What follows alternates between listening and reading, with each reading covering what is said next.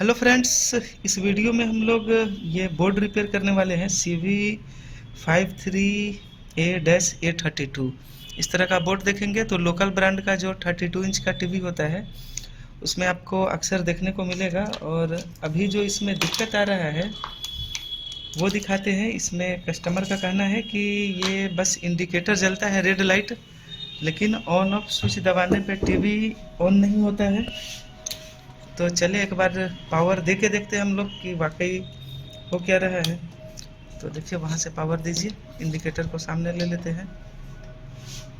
देखिए ये बस रेड जल रहा है और देखिए यहाँ पे ऑन ऑफ स्विच वगैरह प्रेस करने का प्रयास करते हैं तो ये ऑन नहीं हो रहा है, बस ये रेड इंडिकेटर में अटका हुआ है। इस तरह के फॉल्ट को हम लोग स्टैंड बाई का फॉल्ट बोलते हैं। इसमें केवल रेड इंडिकेटर जलेगा लेकिन बोर्ड ऑन नहीं होगा। तो अगर इस तरह का फॉल्ट आता है तो इसको कुछ स्टेप फॉलो करके रिपेयर करते हैं हम लोग।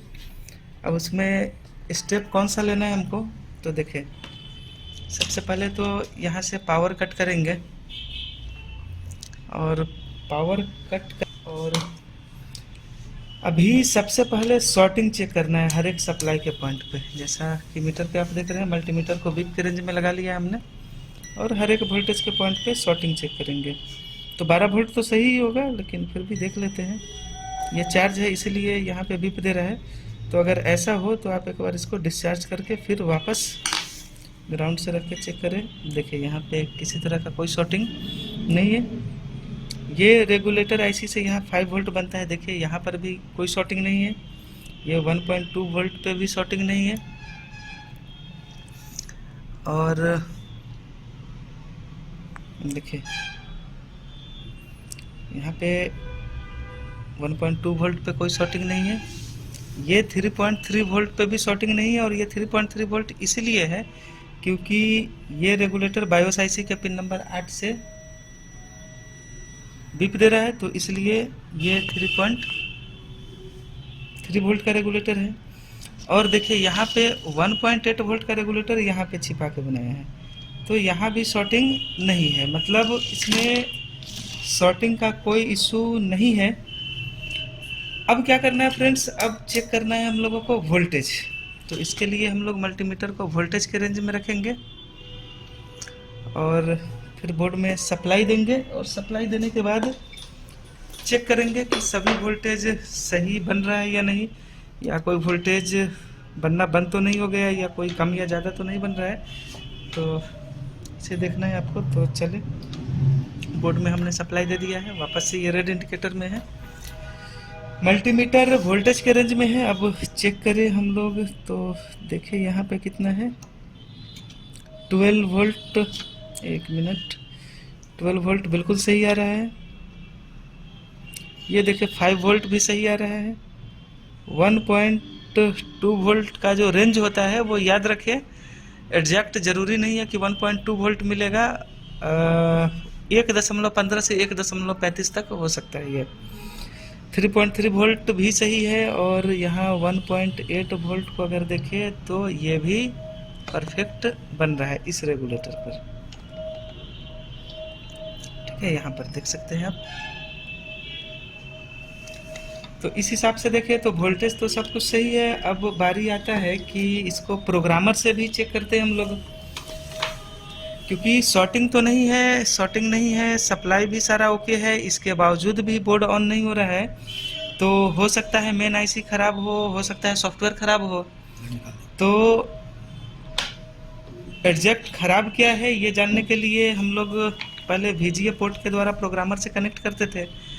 तो अब मसला ये है कि इसमें VGA पोर्ट है ही नहीं, तो प्रोग्रामर कनेक्ट हो तो हो कैसे। तो घबराना नहीं है फ्रेंड्स, आप इसके आगे या पीछे देखेंगे तो आपको UART का कनेक्शन मिलना चाहिए। तो यहाँ पे देखिए ये RX और TX यहाँ पे दिख रहा है। हमारे पास खुद का असेंबल डाटा केबल है इस तरह का, इसमें हमने ऑलरेडी सारे पॉइंट पे स्टिकर लगा रखा है। तो देखें अब केबल में जो RX है इसको जोड़ेंगे इसके TX पर।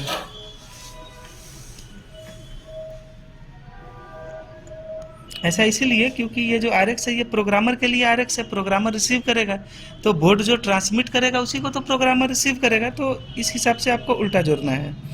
और इसका जो टी एक्स है वो जोड़ेंगे इसके आर एक्स पे, ठीक है।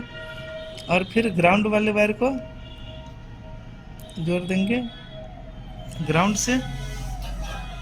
इसको देखिए सब चीज़ मार्क किया हुआ है। और इस डाटा केबल को लगा देना है प्रोग्रामर के VGA पोर्ट में। अब देखिए प्रोग्रामर का सॉफ्टवेयर ओपन करना है आपको। प्रोग्रामर का सॉफ्टवेयर ओपन, देखिए RT809F प्रोग्रामर है अपने पास, तो RT809F का एप्लीकेशन ओपन करेंगे।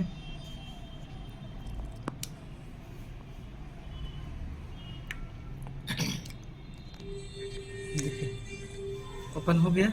अब आपको करना है ऑटो ISP पे क्लिक। तो देखिए अब लास्ट में जो एरर आ रहा है, chip is not recognize, please check whether the circuit board is power on and ISP cable is connected properly और not, if all okay it may be the chip is damage. ये बोल रहा है कि आप चिप को पहचान नहीं रहा है ये प्रोग्रामर, और बोल रहा है कि देखिए कि सर्किट बोर्ड में पावर है कि नहीं, और ये जो ISP केबल यानी ये जो हमने जो केबल से कनेक्ट किया है ये प्रॉपरली कनेक्ट है कि नहीं। अगर सारा कुछ कनेक्ट है तो फिर दिक्कत जो है आपके मेन IC में है। तो यहाँ पर अगर हम लोग देखें तो यहाँ पे तो देख के ऐसा नहीं लगता है कि पावर का किसी तरह का कोई इशू है, क्योंकि शॉर्टिंग ठीक था, पावर भी हर जगह बन ही रहा था ठीक ठाक 3.3 1.8। अच्छा एक चीज़ थोड़ा सा अलग लगा कि 1.8 वोल्ट आफ्टर स्टैंड बाई बनना चाहिए, वो यहाँ पे स्टैंड बाई में ही बन रहा था। तो कुल मिला के अभी का जो इशारा है वो मेन IC की तरफ है। और इसमें मेन IC पे देखे तो यहाँ पे एक छोटा सा हीट सिंक लगा हुआ है। 53 IC है ये, ठीक है। बोर्ड के नंबर से आपको पता चल सकता है कि ये 53 IC है। और ये जो IC होता है इसका पिन बहुत छोटा छोटा दिखेगा आपको। तो इसका हीट सिंक ज़रा निकालने का प्रयास करें हम लोग सावधानी से। निकल गया, ठीक है। अब इसके बारे में हमारा जो अनुभव है वो ये है कि इस तरह का जो बोर्ड होता है इसमें देखिए एक बार आप मेन IC के पिन को देखने का प्रयास करें।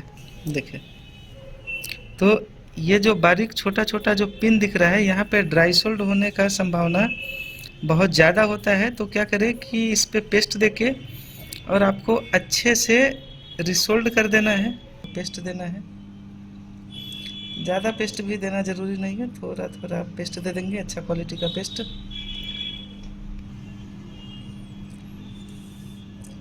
देखिए यहाँ पर एक डस्ट जा रहा है, इसको हटा लेते हैं।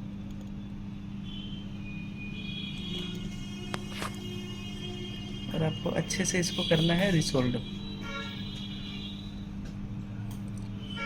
याद रखिए इसमें ड्राई सोल्ड होने का बीमारी बहुत ज़्यादा आता है। तो अगर आप अच्छे से रिसोल्ड कर देंगे चारों तरफ घुमा के,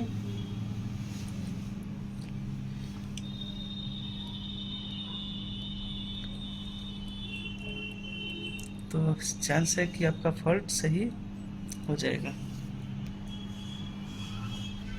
तो थोड़ा सा सरा हुआ भी लग रहा था, अब ये अच्छे से रिसोल्ड हो जाए। और पॉसिबल हो अगर पतला सोल्डिंग आयरन से अगर आप चारों तरफ पिन पे भी अगर आयरन चला दे तो और अच्छा रिजल्ट आएगा। तो देखिए फ्रेंड्स, पतला आयरन से आपको अगर संभव हो सके तो किनारे की पिन को रिसोल्ड कर ले। तो देखिए अब इसको कर देंगे क्लीन। चलो ऐसा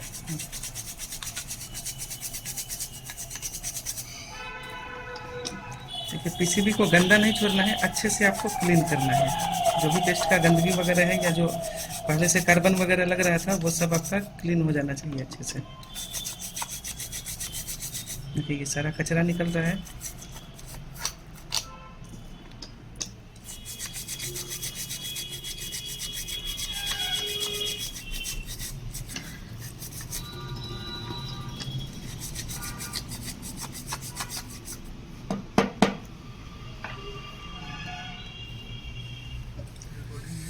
अब देखिए सेंटर में लाइए इसको, सेंटर कैमरा को पीछे कीजिए।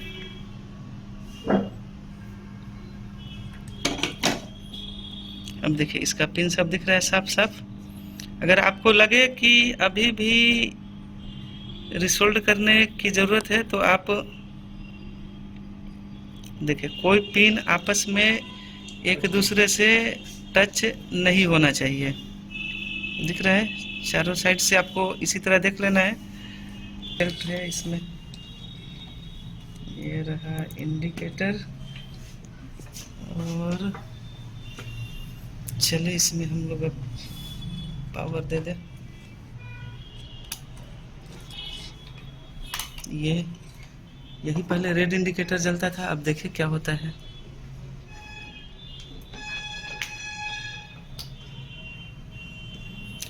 एक चीज आपने नोटिस किया कि रेड जल के अब थोड़ा सा तेज हुआ है, तेज रेड जला है। अब ऑन ऑफ स्विच प्रेस करने का प्रयास करते हैं। देखिए रेड से ग्रीन हो गया। अब फ्रेंड्स मामला यही नहीं रुकता है। अब जो हमने डाटा केबल लगाया था उसको दोबारा लगा के देखते हैं कि अब इस पे क्या बता रहा है, क्योंकि पिछली बार तो मेन आईसी डिटेक्ट नहीं हुआ था ना। तो अब देखेंगे कि इस बार मेन आईसी डिटेक्ट हो रहा है अथवा नहीं। पावर निकाल दिया हमने और डाटा केबल को वापस से जोड़ना है, क्योंकि काम हो जाने के बाद सीधा छोड़ देना इनफ नहीं होता है। आपने जो तरीका अपनाया था उसका भी वेरिफिकेशन करना ज़रूरी है। जैसे ये TX, इसके RX पे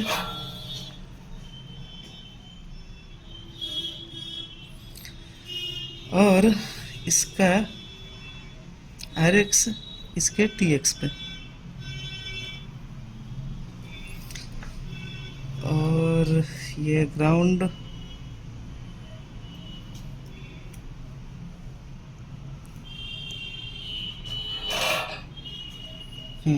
इतना ही करना है अपने को। प्रोग्रामर ऑलरेडी पहले से कनेक्ट है और इसमें अब क्या करेंगे, पावर देकर वापस चेक करेंगे प्रोग्रामर में कि प्रोग्रामर क्या कुछ बोल रहा है इसके बारे में। चले, यही ऑटो ISP में पहले एरर आ रहा था, अब दोबारा से ऑटो ISP करते हैं। देखिए अब ये ओके आ रहा है ना, आपके सामने दिख रहा है। अब ये ओके आ रहा है फ्रेंड्स। फिर से तो इसका मतलब ये हुआ कि हमारा ये केबल बिल्कुल परफेक्ट काम कर रहा है और तरीका जो था हमारा एकदम सटीक था। हम लोग सीधे फॉल्ट की तरफ पहुंच गए। आई होप इस वीडियो से आपको कुछ सीखने समझने को मिला होगा। अगर हमारा वीडियो पसंद आता है तो वीडियो को लाइक ज़रूर करें, चैनल को भी सब्सक्राइब करें। मिलते हैं नेक्स्ट वीडियो में किसी नए टॉपिक के साथ। धन्यवाद।